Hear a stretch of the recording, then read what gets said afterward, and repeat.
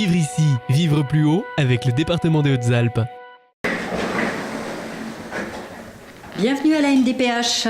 L'une des fonctions du département consiste à l'accueil et l'accompagnement de tous. La maison départementale des personnes handicapées basée à Gap en est l'un des exemples les plus concrets. Accueillir, aiguiller, accompagner, répondre aux questions, tous les aspects autour du handicap sont abordés à la MDPH. David Blanc, son directeur, nous définit ses différentes missions. Ça va de l'attribution d'une auxiliaire de vie scolaire, par exemple pour les enfants qui auraient des difficultés, des troubles du langage spécifique ou des troubles associés.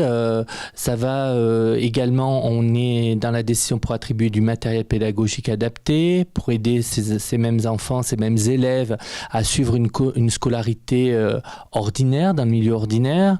Par exemple, une personne qui aurait un trouble ou une maladie sur des conséquences assez importantes pourrait faire cette demande auprès de la MDPH. Alors, quelles sont concrètement les aides apportées à la MDPH ? 13 500 demandes d'allocation sont examinées chaque année pour 4 000 personnes environ. Les dossiers s'empilent donc rapidement, mais il faut être le plus efficace possible car les demandes effectuées sont souvent nécessaires, voire vitales. Les demandes sont déposées dans les 10 maisons des solidarités du département ou bien directement à la MDPH. Une fois déposées, un processus interne se met en marche. Ensuite, il y a la partie très importante de l'évaluation du retentissement du handicap. Parce qu'il faut bien savoir que la Maison départementale des personnes handicapées ne dresse pas un diagnostic médical. Elle part d'éléments qu'on lui fournit, des éléments médicaux, sociaux, éducatifs, psychologiques. Et à partir de là, les professionnels de la MDPH ainsi que des professionnels du département qui sont dans le champ du handicap vont évaluer en équipe pluridisciplinaire le retentissement du handicap dans l'environnement donné de la personne en fonction de son projet de vie. À ce retentissement, il y a un taux d'incapacité parfois qui peut être défini. Il peut y avoir une prestation, une allocation en fonction de critères définis au niveau national. Et une fois que cette évaluation est terminée, on préconise la prestation, l'allocation à la commission départementale de l'autonomie des personnes handicapées, la CDAPH, qui est la commission qui décide de l'attribution ou pas de l'allocation de la prestation. Catherine Canfin est assistante sociale pour enfants. Elle est l'une des premières interlocutrices que rencontrent les familles à la MDPH. Quand il n'y a plus de solution viable, les familles se tournent vers elle.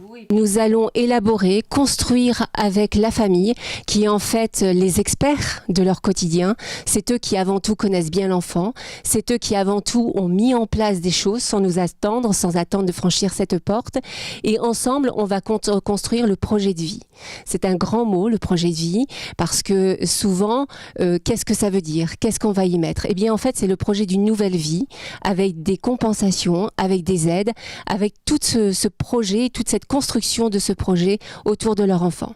Autre exemple de handicap avec les malentendants et non-voyants. Elisabeth Ducourtiou aiguille les personnes handicapées pour remplir les demandes. La MDPH des Hautes-Alpes est la seule en France à avoir intégré en son sein une interprète en langage des signes. La MDPH s'est penchée sur l'accessibilité des personnes sourdes, notamment dans le département du 05, parce que c'est une région montagneuse, isolée, et les personnes sourdes qui ont un handicap qui les isole d'autant plus, le sont encore plus, notamment dans ce département. Donc les personnes sourdes ont milité pour avoir un interprète et avoir une accessibilité à divers services individuels, enfin l'accès dans le secteur de la médecine ou administratif et autres. Donc le département a réfléchi, a mis en place donc ce poste d'interprète au sein de la MDPH pour avoir en même temps en libéral un mi-temps accessible pour les personnes sourdes. Il y a très peu de personnes sourdes dans le département, donc moins d'un mi-temps suffit pour répondre à leurs demandes. La maison du handicap se résume par une seule idée très forte, l'inclusion de la personne en situation de handicap. Elle doit avoir les mêmes droits que tout le monde et la politique de la MDPH se tourne progressivement vers plus d'autonomie pour chaque personne depuis l'adoption de la loi relative à l'adaptation de la société au vieillissement en décembre 2015. Vivre ici, vivre plus haut avec le département des Hautes-Alpes.